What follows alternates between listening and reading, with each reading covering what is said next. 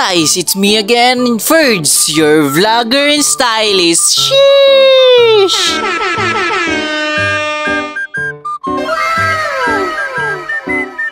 Panibagong araw, panibagong video na naman ang matutunghayan nyo ngayong araw. At tara, samahan nyo ako sa grade natin ngayong araw o sa event natin ngayong araw. Ngayon ay araw ng linggo at marami nga pala kaming event na nakabook ngayong araw. So ang event nga pala na punta sa atin ngayong araw guys is dalawa nga pala.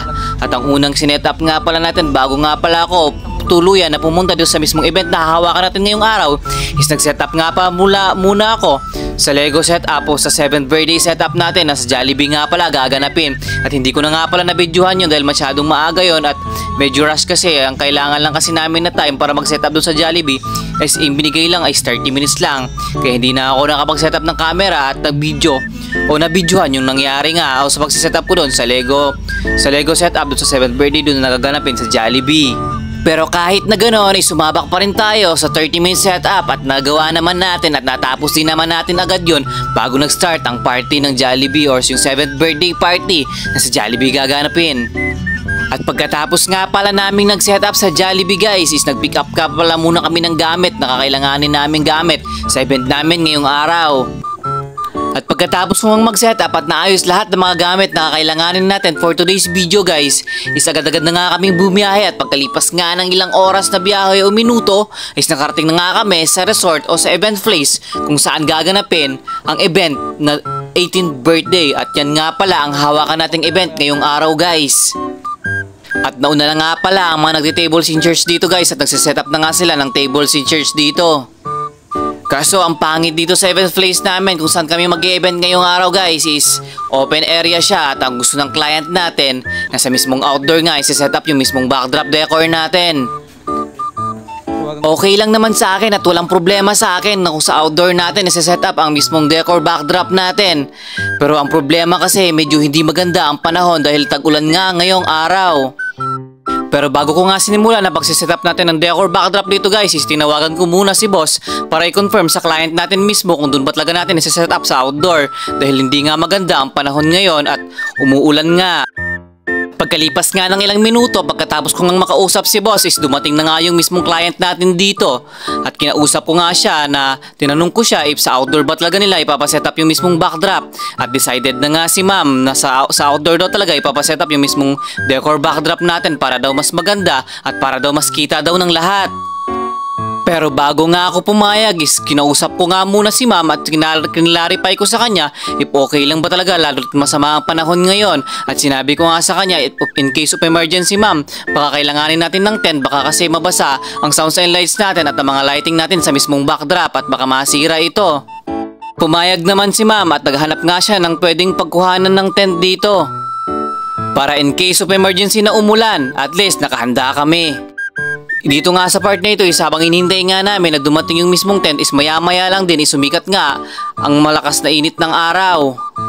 Kaya sabi ko sa mga kasama ko baka hindi na siguro uulan at sisimulan na namin ang pagsiset up dahil oras na nga dito at 2:00 na nga at yung tent na pinapangako ng mismong client natin na darating daw agad is hindi pa nga dumarating. Kaya nagdesisyon na ako dito na mag-set up na nga ng backdrop dahil baka mag-hold tayo sa oras. Kaya sinimulan ko na agad ang pagsiset-up ng backdrop dito dahil hindi naman pwede na hintayin ko na dumating yung tent bago tayo mag-setup ng mismong backdrop decor natin. Dahil oras na nga at 4:00 daw mag-i-start ang event dito at kapag-start na nga lang pala ako mag-decor dito or ayusin yung mismong backdrop is 2:00 na nga pala ng tanghali. At dito nga pala sa part na ito guys is sobrang init na nga ng tirik ng araw dito. Kaya nakakasigurado ako talaga na hindi na talaga ulan kaya dali-dali ko na agad sinet up ang mismong backdrop decor natin at para matapos din tayo agad sa ginagawa natin.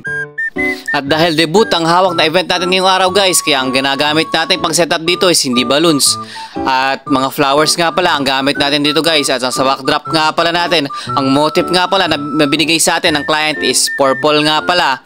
At meron nga pala tayong 5 panel sa event setup natin ngayong araw guys. Pero yun nga guys, bago nga matapos tong video na ito guys, is meron lang akong gustong sasabihin sa inyo.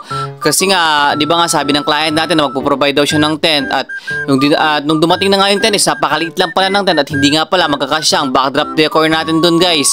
Kaya buti na lang talaga at nagdesisyon ako agad na i-set up na yung backdrop kahit wala pa yung tent. Kasi kapag hinintay ko yung tent, maridisappoint lang din ako dahil hindi naman magkakasya ang mismong backdrop setup natin dun. Kaya masasabi talaga natin minsan, expectation talaga versus reality. Minsan hindi talaga nagtutugma ito.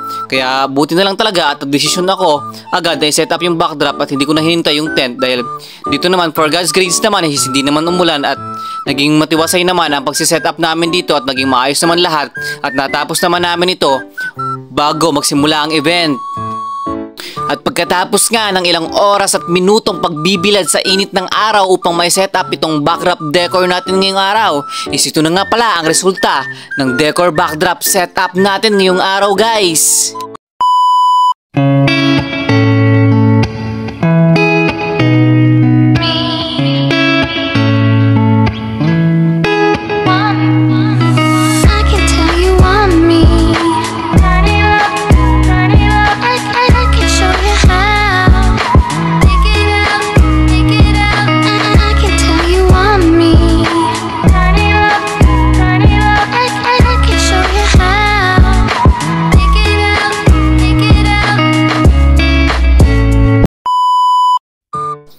Hanggang dito na lang, it's me again, Ferds, your vlogger and stylish. Sheesh!